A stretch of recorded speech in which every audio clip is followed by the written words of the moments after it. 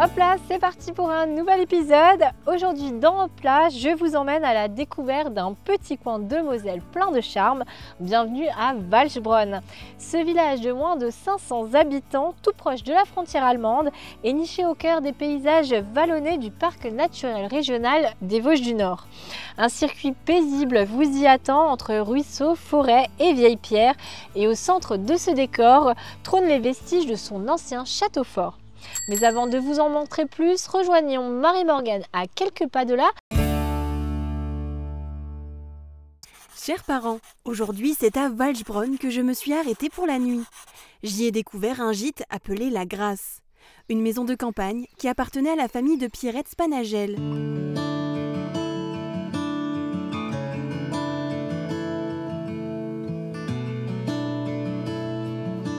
Cette dernière tenait à y maintenir de la vie, c'est comme ça qu'elle a eu l'idée de la transformer en gîte.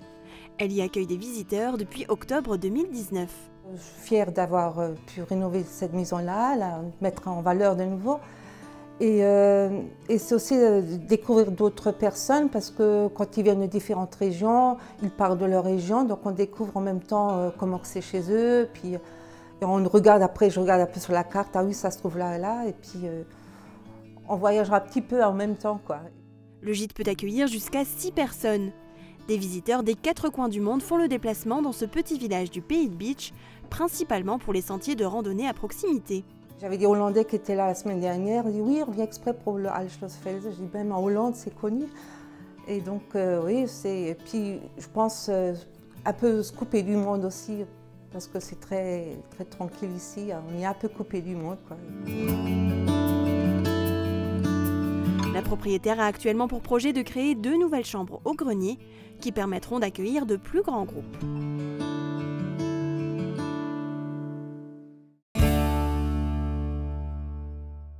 Bonjour Christian Schwalbach. Bonjour Marie. Vous êtes le maire de la commune de Walchbronn, cette petite commune de moins de 500 âmes. Vous êtes également exploitant agricole. Oui. Qu'est-ce que vous produisez? On produit du lait, de la viande, des céréales. Et donc on est une exploitation agricole typique de notre territoire, une ferme d'élevage. D'accord, il y a beaucoup d'autres exploitations dans la commune? Malheureusement, il y en a de moins en moins. Oui. Et aujourd'hui, on est encore à 3 exploitations agricoles dans notre commune. D'accord, et avant, il y en avait beaucoup plus? Ah bah oui, il y avait à un moment donné, on avait au moins trentaine facilement, moi je m'en rappelle. Alors au 19e siècle, le village était très attractif puisqu'il comptait 1178 habitants. Aujourd'hui, nous en sommes à moins de 500. Pourquoi cette perte d'attractivité peut-être? Nous sommes toujours attractifs au niveau dynamisme de la commune. Néanmoins, nous avons perdu des habitants comme tous les villages du Pays de Bitche. Quand on voit l'histoire, tous les communes étaient vraiment peuplées. Il y avait énormément d'habitants. Et aujourd'hui, pour les raisons économiques, il y a moins de familles. Les gens ont migré vers les grandes villes. Et nos territoires ruraux ont perdu en démographie. On voit bien, il y a 15 ans, on était à 550 habitants. Et aujourd'hui, on est encore à 450. On a perdu 100 habitants facilement. Mais on voit bien, la presse le relate régulièrement, qu'au niveau démographie, le Pays de Bitche est en perte. Ouais. Mais mis à part quelques villages qui, avec les effets lotissement, la proximité des grandes villes, la voie verte, voilà donc. Et pourtant c'est un village qui est vraiment très joli. D'ailleurs là nous sommes au point de départ du circuit à la découverte de village. Le parcours est très facile, il s'étend sur 2,9 km pour environ 45 minutes de marche. Est-ce qu'on peut le faire avec des enfants en poussette, en chaise roulante? Ah bah oui, il n'y a aucun obstacle à franchir, c'est dans les rues de notre commune. Et c'est praticable pour tout le monde. Et le point de départ se situe à la confluence de 3 ruisseaux qui se rejoignent pour créer le Schwarzbach. pourquoi ce nom et que permettait-il d'alimenter? La confluence, donc ici vous avez le Schwarzbach qui vient d'Allemagne, d'ailleurs ils viennent tous les deux, ils viennent d'Allemagne, le Schwarzbach, le Gasbach. Et un peu plus loin, vous avez encore un autre ruisseau, le Humbach. Il faut savoir qu'ici, il y avait aussi un canal. Donc, le Schwarzbach alimentait un canal où, en aval, il y avait un moulin avant-guerre. D'accord, ok. Comme tellement de villages dans le pays Voilà, des Tchats. voilà. Nous voici devant une belle bâtisse qui a été construite en 1905, comme on peut témoigner l'inscription. Quelle fonction avait-elle avant d'être un cabinet de kiné, maintenant je crois? Oui, donc sa première fonction c'était une boulangerie-restaurant. Et après le restaurant, le Crédit Mutuel a racheté ce bâtiment pour en faire une banque. Oui, on voit encore l'inscription sur le bâtiment. Et après son activité bancaire qui a baissé comme malheureusement nos habitants. On ferme de plus en plus de points de vente, effectivement. Et donc nous, on a souhaité racheter ce bâtiment. Déjà, il y avait 2 logements que le Crédit Mutuel avait loués. Et dans l'espace commercial, on a souhaité faire un service de soins. Et donc, on a eu la chance de trouver une kiné qui s'est installée à Walchbronn et qui a démarré son activité le 1er mai 2024. D'accord. Et sa patientèle ne vient pas uniquement de Walchbronn, je suppose? Elle vient de toute la vallée de la Horne, les villages voisins. Et on a la chance aujourd'hui d'avoir un service de santé dans notre commune. Ok. Et donc vous m'avez dit avant que c'était un ancien restaurant. Est-ce qu'il reste encore un restaurant dans le village? Il reste un restaurant au village, c'est l'Auberge du Château. Ok. Et ben moi, quand on me parle de restaurant, ça me donne faim. Alors on va rejoindre nos cuisinières chez Mosaïque. Regardez. Bonjour. Aujourd'hui, nous allons vous faire une tarte aux pommes. Avec de la compote en dessous. Pour cette recette, il nous faut une pâte sablée, de la poudre d'amande, de la compote, des pommes coupées en lamelles, du sucre vanillé et des morceaux de beurre. La première étape, c'est la pâte sur la tôle. Et puis maintenant, je vais mettre la poudre d'amande.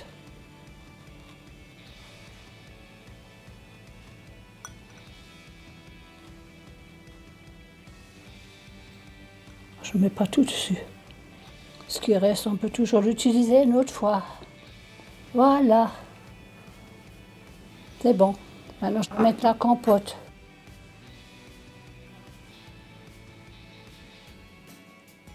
On va faire une belle dég.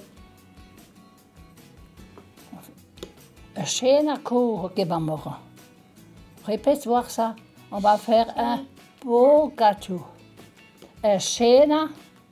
Répète. Un schöner Kuchen. Un schöner Kuchen. Schöner Kuchen. C'est du plat, ça. Ça D'accord? veut dire un beau gâteau? Oui.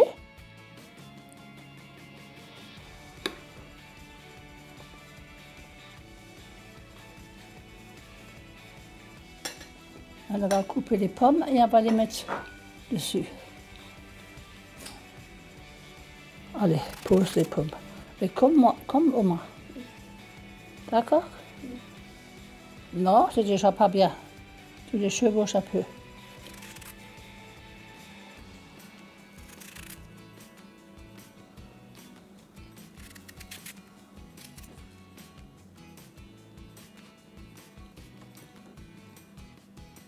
Là, j'ai encore gardé un petit morceau. On va le coincer là. Et puis hop, ça c'est pour manger. Maintenant, il faut saupoudrer de sucre vanillé. Ça sent bon, hein?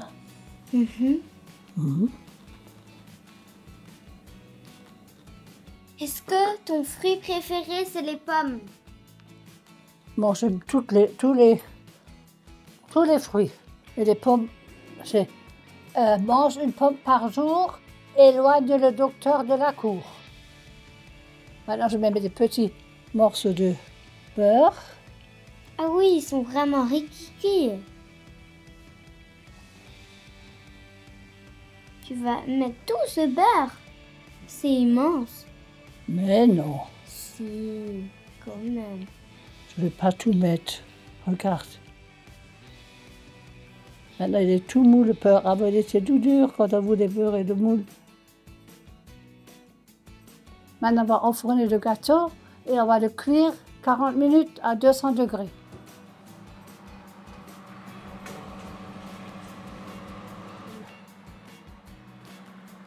Et la tarte, elle est sortie du four et il faut attendre au moins 1 heure avant de la déguster. Bon appétit!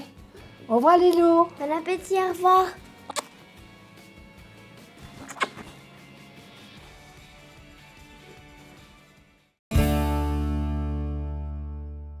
Alors nous voici devant la nouvelle salle culturelle appelée La Forge. Pourquoi ce nom?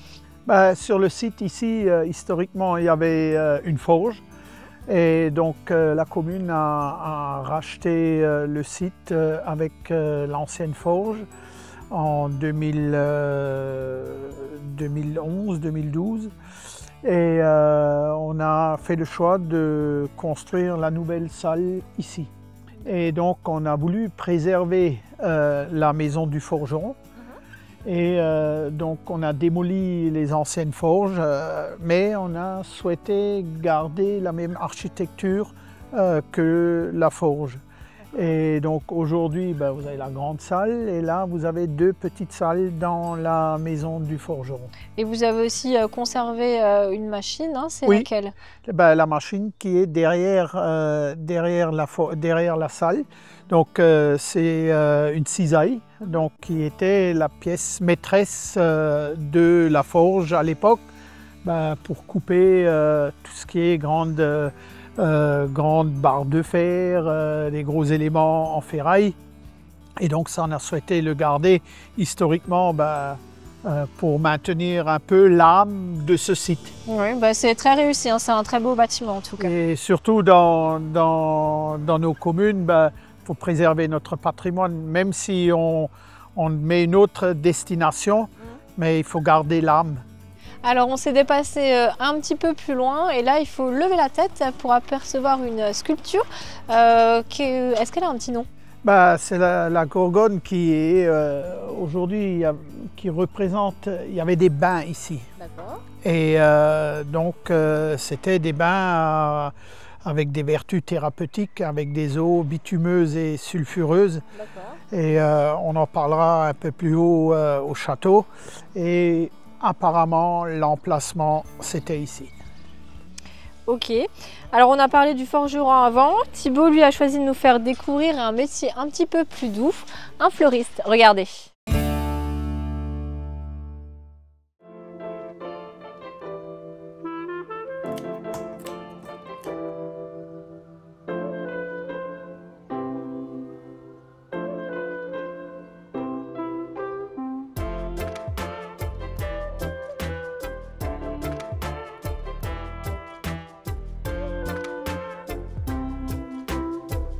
Ça vient des oignons avec papy, on va dire. Voilà, j'étais en vacances chez mes grands-parents et voilà, mon papy a dit « Ah viens, on va planter les oignons ensemble ». Et en fait, bizarrement, ça a été sa meilleure récolte d'oignons depuis tout le temps. Et en fait, après, voilà, c'est la petite anecdote. Et après, j'ai reçu en cadeau des livres, voilà. Et je me suis toujours passionné pour ça. Je viens du monde agricole. J'ai fait un bac pro horticole avec en fait spécialité fleuriste. C'est vraiment la créativité, pouvoir vraiment, en tant que patron, acheter voilà, ses propres fleurs, ses propres couleurs, les associer comme on veut. Ça permet de me laisser m'exprimer au-delà au-delà des mots. C'est au niveau des couleurs, de la sensibilité. C'est des choses franchement qu'on n'arrive pas forcément à dire. Donc voilà, en fait, avec cette créativité, au niveau des bouquets ou des compositions, on peut vraiment faire passer un message. Ou même maintenant, si on prend le deuil, on peut quand même faire un dernier hommage vraiment très beau, très chaleureux. Et pas partir sur les couleurs, on va dire, basiques, en rouge et blanc parce que c'était un homme, en rose et blanc parce que c'était une femme. En fait, il Il y a plein de couleurs, il y a plein de formes, il y a plein de choses. Ça vaut tout l'or du monde. C'est voir le sourire des clients, c'est génial. Alors le projet s'est monté assez facilement. En fait, j'avais déjà une entreprise, du coup, maintenant il y a 5 ans que j'ai ouverte en 2019. Mais Monsieur Covid est passé par là, donc c'était pas prévu, on va dire, dans le prévisionnel. Donc je l'ai fermé en 2021. Donc j'avais déjà, on va dire, une petite expérience dans l'entrepreneuriat qui était franchement géniale. Et donc après, en revenant ici, je me suis dit, allez, on va retenter l'expérience ici. Et franchement, je suis très content de l'ouverture. Ça a fait plus d'1 an maintenant. Et voilà, je suis très content, j'ai mes petits clients, donc c'est super. Ma famille me soutient énormément, mon conjoint également. Et voilà, c'est génial d'être soutenu par sa famille et par son entourage, même ses amis. Franchement, c'est génial. Ça donne un coup de boost quand on est à une semaine. Voilà, on va revenir à la semaine de la fête des mères, mais quand on est, on va dire, fatigué de chez fatigué, on reçoit direct un petit coup de boost et ça nous booste pour terminer la semaine. Et voilà, c'est génial. En fait, j'ai envie que les clients se sentent comme chez eux. Et les clients le savent maintenant. Voilà, c'est ma petite maison, ma deuxième petite maison en fait. Voilà, faut prendre chaque jour avec le sourire. Voilà, si on a un petit tracas, franchement, on le met de côté. Et si on sourit à la vie, ben, la vie va nous sourire, quoi.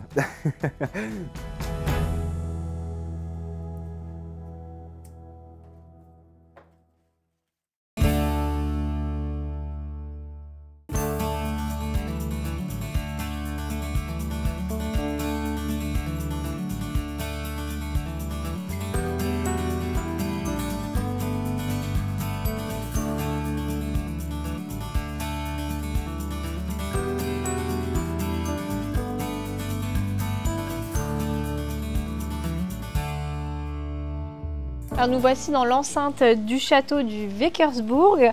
Je pense que Waldbrunn est vraiment connu pour ce château justement. Pouvez-vous me raconter son histoire? L'histoire, c'était un château de chasse qui a été construit au XIVe siècle, donc du temps du comte Simon Becker. Et donc c'est pour ça que ça s'appelle Wäckersburg. C'était un château de chasse qui malheureusement a été incendié. Il n'a pas une trop longue histoire et c'était le comte de Deux-Ponts qui avait construit ce château. Et il a aussi été un petit peu malmené par les villageois parce qu'ils ont utilisé ces pierres pour reconstruire leur maison, c'est ça? Waldbrunn a quand même été détruit pendant la guerre et malheureusement les gens avec peu de moyens, il fallait reconstruire. Et puis à l'époque, il y avait des pierres ici, les gens sont venus et puis n'imaginaient pas que ce château un jour allait avoir une valeur patrimoniale aussi importante. Et donc ils sont venus se servir ici. Et puis c'était normal de ce temps-là. Et nous, le souhait de toutes les mandatures au niveau des conseils municipaux, c'est toujours de préserver ce site et de le mettre en valeur. Et donc nous, la dernière mise en valeur que nous avons fait, c'est la scénographie, les différents panneaux que vous pouvez voir ici. Et parce qu'avant, les gens venaient ici, ils ne savaient pas exactement où est-ce qu'ils étaient et ne connaissaient pas l'histoire. Et là, avec le travail de scénographie que nous avons fait, aujourd'hui, ça permet de bien recentrer l'histoire et de placer les choses dans leur contexte. Et il y a des mentions aussi sur les marches qu'on vient de gravir. Ouais. Alors bon, le premier, c'est le Wäckersburg, donc c'est le nom du comte Simon Becker, comte de Deux-Ponts. Après, vous avez Berwax, cire de montagne. C'était les bains de Waldbrunn avec leurs vertus thérapeutiques et tout ça c'était ici sur ce site, comme tout à l'heure la gargouille, ce qu'on voyait, et ça fait partie de l'histoire de ce site. Et Galesburas en bas, c'était le premier nom de Waldbrunn, et donc dans l'histoire c'est le premier nom qu'on retrouve. Ok. Donc ici, on a aussi une vue imprenable sur tout le village. On a vraiment un magnifique point de vue. Ça ferait une parfaite piste de décollage pour des engins volants. On va voir ce que Tristan nous propose comme sport aujourd'hui. Regardez.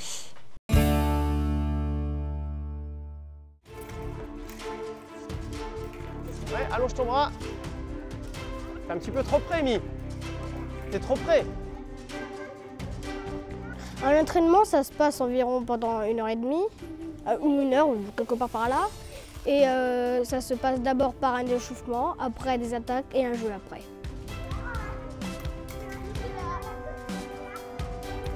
Hey, par riposte. Alors au niveau du fleuret, les règles, c'est tout simplement, il faut toucher avec la pointe le ventre de l'adversaire et uniquement le ventre. Donc c'est une petite cible, le ventre, donc on a besoin de beaucoup de précision. Les enfants sont obligés de se concentrer vraiment pour arriver à faire quelque chose de juste en fait, et en allant vite en plus. Donc c'est ça qui est difficile. À ça s'ajoute l'adversaire en fait qui ne veut pas se laisser faire, donc ça rajoute des variables en plus, donc il y a beaucoup de réflexion et de décision dans l'instant, quoi. Allez Paul, la parade riposte, elle va partir tout de suite. Hein. Place ta pointe et on y va. Place bien ta pointe autour de sa coquille, Amy. Autour de la coquille. Voilà, c'est bien, oui. Voilà, c'est ça. J'aime bien les observer de manière à voir un petit peu de quoi ils ont besoin sur le jour. Et à partir de là, je construis ma séance technique. La tempête se lève tout de suite dès que vous prenez le bateau et vous allez avoir uniquement 3 secondes pour tirer un coup de canon, c'est-à-dire 3 secondes pour toucher. 3, 2, 1, terminé. Levez la main ceux qui ont touché. Hop. On attrape les pièces d'or. En fait, je leur pose différents problèmes tactiques à partir de situations. Donc, ils doivent trouver la solution. Donc, il y a des choses différentes à faire. Des fois, il faut aller vite. Des fois, il faut faire la parade riposte. Donc, ça les force à réfléchir dans le jeu, en fait, pour gagner des pièces d'or. Si vous mettez 2 touches, vous avez 2 pièces d'or. Si vous mettez qu'une touche, vous n'aurez aucune pièce d'or. Et on recommence. Vous ne pouvez plus vous déplacer maintenant. Donc, vous êtes à cheval sur la ligne jaune. Et êtes-vous prêts? Allez! Reste à distance, hein. Reste de loin. Ouais, bien joué, t'as touché de loin, c'est bien. Ah, presque.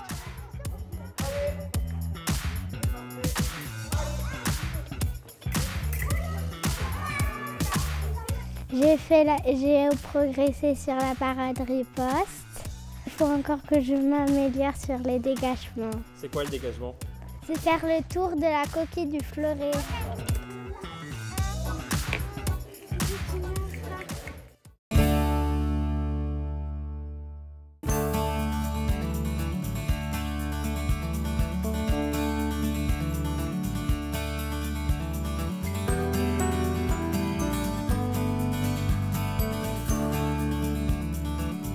Alors nous voici devant l'église du village.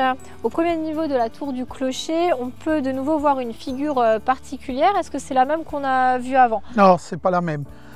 Apparemment, symboliquement, ça retracerait l'ossuaire qui devait être à Walchbronn un jour.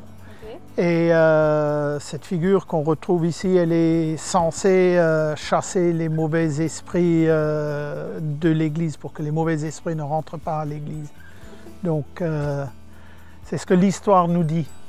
Et la crèche de votre église est aussi connue dans la France entière, hein, parce que la dernière messe de l'année a été retransmise en direct sur France 2 dans l'émission Jour du Seigneur. C'était un privilège pour la commune? Ah ben, bien sûr que c'était un privilège, c'était même un honneur pour nous. C'était vraiment une très belle aventure humaine. Nous avons fait connaissance avec de très belles personnes.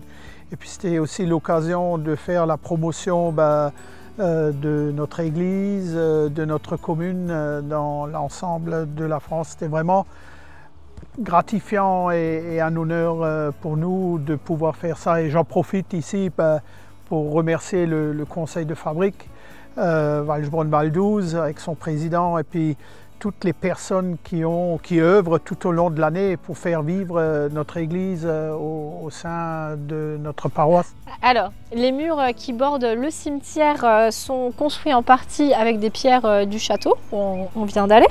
Les villageois ont également fait de la récupération d'un ancien calvaire avec le Christ en croix. N'en manquez pas d'imagination. Je pense aujourd'hui, quand on retrouve tout ça, c'est quand même la démonstration que quelque part les gens ont peut-être quand même voulu préserver, puis surtout ils étaient très très croyants, quoi. Donc et puis pareil pour le mur du cimetière, il fallait quelque chose de fort et de solide pour consolider, et puis voilà. Et je suis certaine que les habitants parlent plate. Alors vous, Christian, est-ce que vous parlez le plate? Ayo. Oui. Est-ce que vous avez une expression favorite? Aïe, sicher. Alors ce que je vous propose, c'est qu'on aille découvrir tout de suite une expression en plate. Regardez. Est-ce que vous arrivez à lire ça à haute voix? Même ades cum di malash. Qu'est-ce que ça veut dire en français? Je sais pas. Même alder cum di malch. Malch. Ouais. Malash. Non? Ouais. Je sais pas. Même alder cum di melch. Et qu'est-ce que ça veut dire? Alors aucune idée, je sais lire l'allemand ou l'alsacien, mais je ne sais pas vous le traduire. Même alder cum di melch. Et qu'est-ce que ça veut dire en français? Aucune idée. On sait strictement rien. Même alter cum di melch. Est-ce que vous savez ce que ça veut dire en français? Avec l'âge vient melch. Non, le dernier mot ça me dit rien, non. Avec l'âge viennent les ennuis de santé. D'accord. Ok.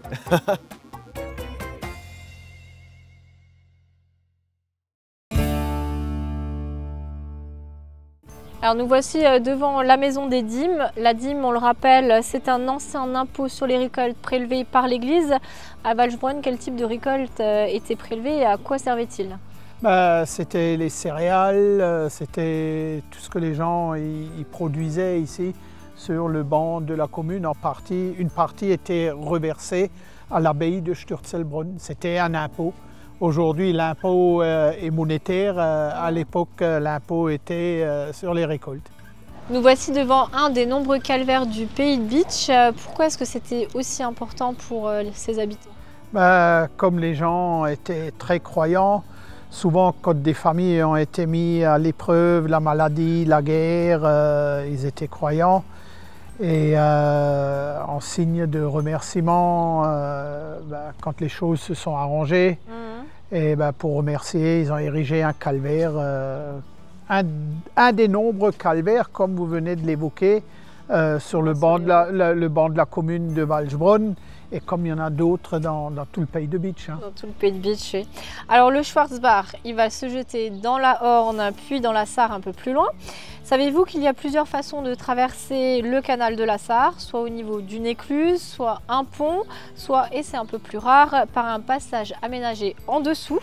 Exemple en image, avec 2 tunnels sous le canal de la Sarre, à Silsheim et à Vitrain. Regardez.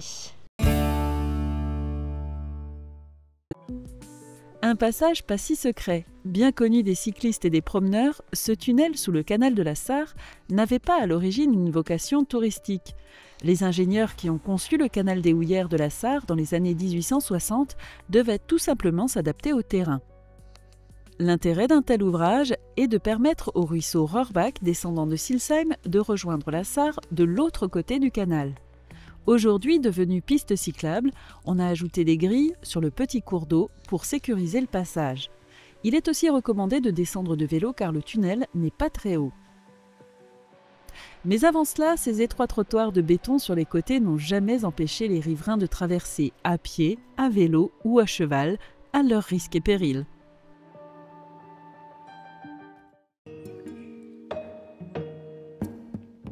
Ici, on ne passe pas. Ou presque. Ce très petit tunnel sous le canal de la Sarre n'a pas été mis là par hasard. On se trouve au point le plus bas du village de Vitrain. Le canal faisant office de digue à cet endroit, il fallait trouver un moyen d'évacuer les eaux de ruissellement descendant du village. En principe, cela fonctionne plutôt bien et l'eau s'évacue jusque dans la Sarre un peu plus loin. Mais en 1947, la Sarre sort violemment de son lit et l'eau s'est engouffrée par ici, dans l'autre sens, noyant pour plusieurs jours toute la partie basse du village.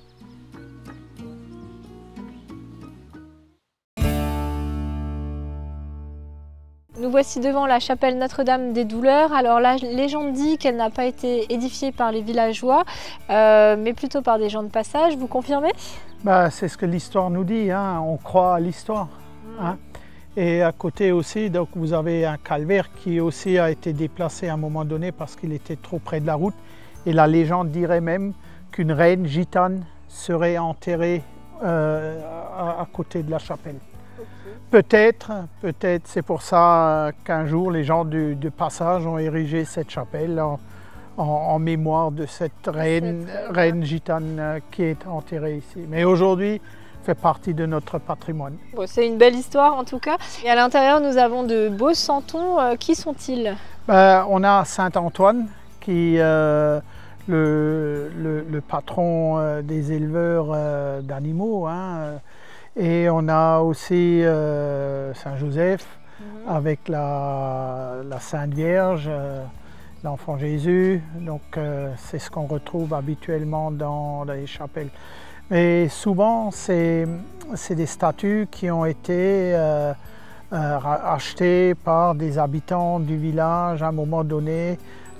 Aussi, pareil, quand il y a eu, dans le temps, ici, il y avait de l'élevage dans toutes les maisons, et puis il y a eu tous ces épisodes de fièvre afteuse, les problèmes sanitaires qui ont ravagé à l'époque aussi déjà des élevages.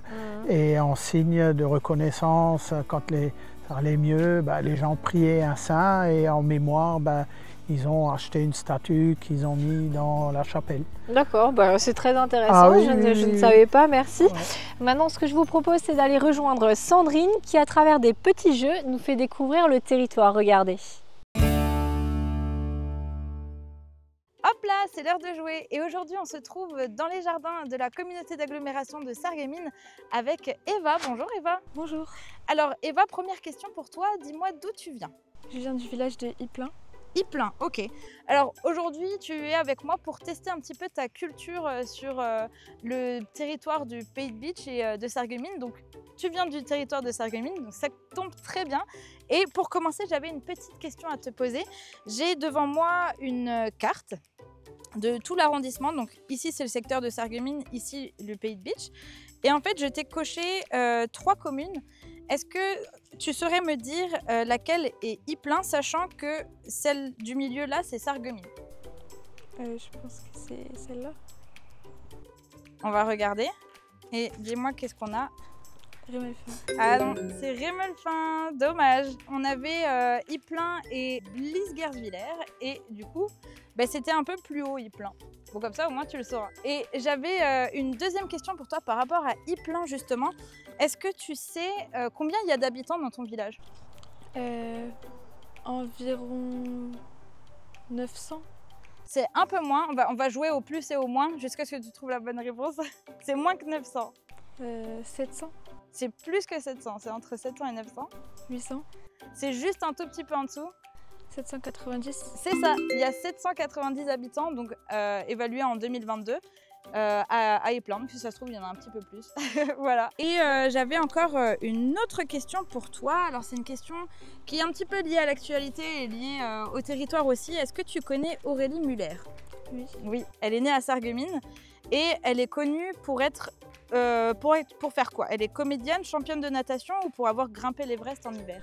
Championne de natation. C'est ça, elle est championne de natation. Et puis on a pu la voir pour la dernière fois nager à la fête du sport à Sarreguemines cette année. Et c'était il y a quelques jours, donc voilà. En tout cas, tu n'as que des bonnes réponses, tu t'en sors très très bien. J'ai encore une dernière question pour toi. Quelle est l'activité ou les activités que tu aimes faire sur le secteur, que ce soit à Sarreguemines ou à Bitche? J'aime bien me balader en ville. Ouais. Et aller au cinéma.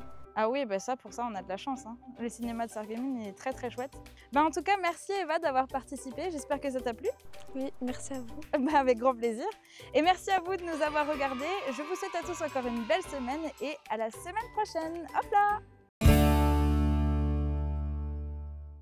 Merci beaucoup Christian de nous avoir fait découvrir votre village. Est-ce que vous avez encore des projets pour la suite? Des projets, il y en a toujours. Là, on arrive en fin de mandature. Nouvelle mandature, nouveaux projets. D'accord. Et il faut savoir qu'au départ de Walchbronn, on peut aussi faire des circuits un peu plus longs de 6,5 km et 13,1 km. Et je vous invite à les découvrir sur le site weckersbourg.walchbronn.fr. Et puis encore un grand merci Christian. C'est moi qui vous remercie Marie d'être venue à Walchbronn, et puis c'est quand même quelque part une promotion de notre commune. Et merci à tous les téléspectateurs de Mosaïque de suivre cette belle émission. Merci. À bientôt.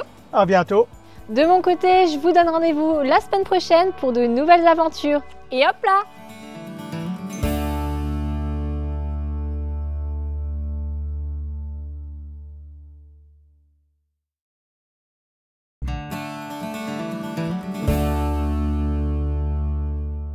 Hop là, voilà les coups de cœur de la semaine. On commence avec l'artiste verrier Giampaolo Amoruso qui sera au Centre international d'art verrier à Meisenthal ce week-end pour vous proposer des démonstrations en parallèle de l'exposition Studio Glace, un souffle de liberté. Pour les démonstrations, rendez-vous vendredi, samedi et dimanche de 14h à 17h. L'expo est quant à elle visible jusqu'au 30 décembre. Pour les Arts du Feu, rendez-vous à Philipsbourg samedi de 14h à 21h et dimanche de 10h à 18h. Une trentaine d'artisans seront réunis pour le 13e marché des potiers et céramistes. En plus des stands où vous pourrez trouver votre bonheur, il y aura des démonstrations et même des cuissons archaïques. Et si vous vous intéressez à l'Antiquité, profitez absolument des Journées européennes de l'archéologie ce week-end. Au parc archéologique de Bliesbrück-Rheinheim, vous avez droit à des visites guidées du chantier de restauration du Forum antique en compagnie des archéologues du site et des ouvriers de l'entreprise spécialisée dans la restauration du patrimoine et des monuments historiques. Coup de cœur concert avec Dragon Force, programmé lundi soir dans la boîte noire de Meisenthal. C'est du power metal britannique, originaire de Londres, proposé par la Halle Verrière en partenariat avec la salle de concert strasbourgeoise La Laiterie. Après Dragon Force, Dragon, c'est le film coup de cœur de la semaine au Cinéma Forum à Sarreguemines et c'est le projectionniste Sébastien Gabriel qui va vous en parler. Le coup de cœur de la semaine, c'est la toute nouvelle adaptation en live-action du film d'animation culte de DreamWorks sorti en 2010. Il s'agit de Dragon. Alors l'histoire, vous la connaissez peut-être, c'est celle d'Harold, un jeune viking différent des autres qui va capturer un dragon, croque-mou, et décider de l'aider plutôt que de le tuer. Alors ensemble, ils vont prouver que les dragons ne sont pas des monstres, mais des créatures intelligentes et sensibles. Alors dans cette version 2025, le live-action rend les scènes de vol et les dragons incroyablement réalistes, tout en conservant l'émotion et la poésie du film original. Alors cette semaine, on vous propose ce film en 2D et 3D, en son Dolby Atmos, dans notre salle Excellence. Alors que vous soyez fan de la première heure ou que vous découvriez cette histoire pour la première fois, on vous attend tous et toutes, petits et grands, dans nos salles à partir de ce mercredi. Protégez et mettez en lumière votre maison avec toutes les nuances de crépi proposées par Modern Habitat. Radio Studio 1, 105.8. Toute l'énergie du 80 pop rock, toute l'info locale et encore plus. À Beach, à Sarreguemines et partout où vous êtes. Radio Studio 1. Bonjour tout le monde, c'est à nouveau une très belle journée qui nous attend pour demain. On retrouvera un beau soleil dans un ciel bien dégagé. Les températures seront estivales avec des minimales de 12 à 15 degrés et des maximales de 28 à 29 degrés. Demain nous fêtons les Guilles et il fera jour de 5h26 à 21h36. Passez tous encore une très belle journée et à demain.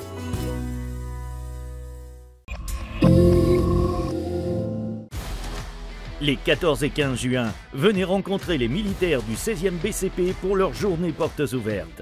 Tout le week-end, venez assister à des démonstrations de matériel militaire, participez à des initiations et faites votre baptême dans un véhicule de combat. Testez différents parcours du combattant et pour les plus petits, plein d'animations et des cadeaux. Les portes ouvertes du 16e bataillon de chasseurs à pied, c'est les 14 et 15 juin à Beach. Chez Intermarché Sarreguemines, l'été a du goût. Des fruits et légumes ultra frais, gorgés de soleil et de saveur. Et au rayon boucherie, c'est ambiance grillade, brochettes marinées, côtes de bœuf, saucisses maison. Le barbecue parfait pour un été savoureux. Du bon, du frais, du local et toujours au juste prix. Intermarché, tous unis contre la vie chère. Venez vivre 3 jours de fête, de musique et de spectacle à l'occasion de la 32e édition du Festival de la Saint-Paul à Sarreguemines. Du 27 au 29 juin, plus d'une vingtaine de compagnies et plus de 100 artistes pour des festivités magiques. Vendredi 27 juin dès 17h45, inauguration en fanfare avec les Rock Magnons dans les rues du centre-ville jusqu'en place du marché. Grand spectacle microcosme avec des insectes géants lumineux en déambulation par la compagnie Planète Vapeur le samedi soir dès 22h30. Des animations, des spectacles, un marché d'artisans potiers et des surprises avec vos commerçants à découvrir. Programme complet sur saintpaul.sarreguemines.fr. La saison culturelle de Sarreguemines vous invite à cultiver vos émotions. Au programme, près d'une vingtaine de spectacles aux univers variés, tels que danse, musique, humour ou encore théâtre, en compagnie d'artistes de renom. Infos et réservations sur sarreguemines.fr. Ouverture de la billetterie à partir du 1er juillet à 16h pour les abonnements et dès le mercredi 2 juillet pour la billetterie individuelle, sur place en mairie lors des 2 journées de lancement ainsi qu'à l'office de tourisme.